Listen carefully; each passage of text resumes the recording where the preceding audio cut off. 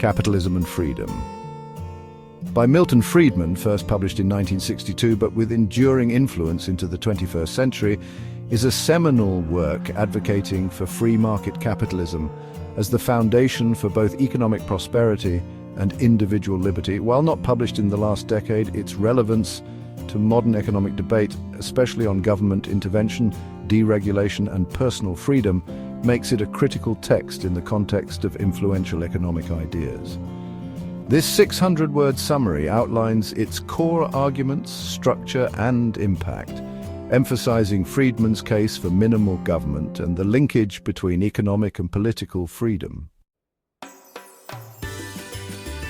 Friedman, a Nobel laureate and leading figure of the Chicago School, argues that economic freedom is a prerequisite for political freedom.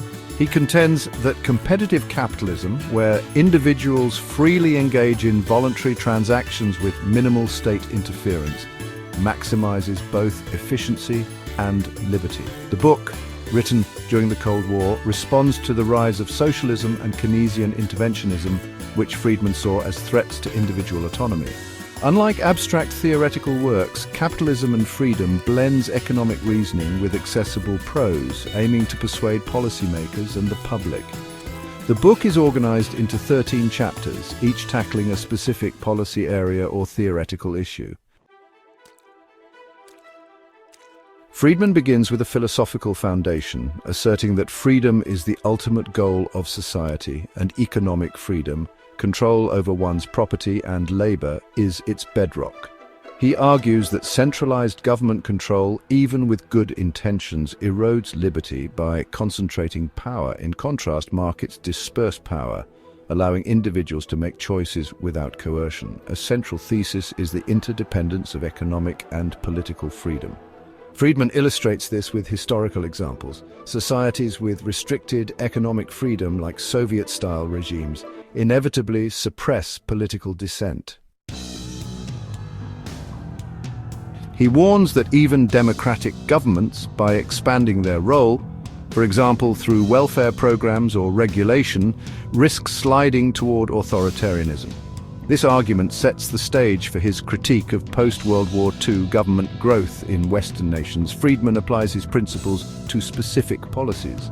On monetary policy, in Chapter 3, he criticizes discretionary central banking, advocating a fixed rule for money supply growth to prevent inflation and stabilize economies. This idea, influenced later monetarist policies. In education, which he covers in Chapter 6, he proposes school vouchers, arguing that government-run schools are inefficient and limit parental choice. Vouchers, he claims, would foster competition, improving quality while preserving freedom. On welfare in Chapter 12, Friedman suggests a negative income tax, a cash transfer to the poor, over bureaucratic programs, arguing it reduces dependency and administrative costs. He also addresses labor markets, particularly in Chapter 8, and opposes minimum wage laws and union monopolies, which he sees as distorting prices and restricting worker freedom. In licensing, which is discussed in Chapter 9, he critiques occupational regulations like those for doctors or barbers, claiming they protect entrenched interests rather than consumers. Friedman's chapter on discrimination, that's Chapter 7, is actually quite nuanced. While he acknowledges the real harms of racism, he argues that government bans on discriminatory practices, for example in hiring, can infringe on individual freedom. And he favors market-driven solutions like competition to erode prejudice. Friedman's method is both pragmatic and honestly pretty radical. He grounds his arguments in economic theory, things like supply and demand and price mechanisms, but he really emphasizes real-world outcomes. For instance, he shows how government interventions often produce unintended consequences, such as rent control leading to housing shortages. His style is polemical, challenging the prevailing Keynesian consensus of the 1960s, which favored active government management of economies. The book's impact is profound.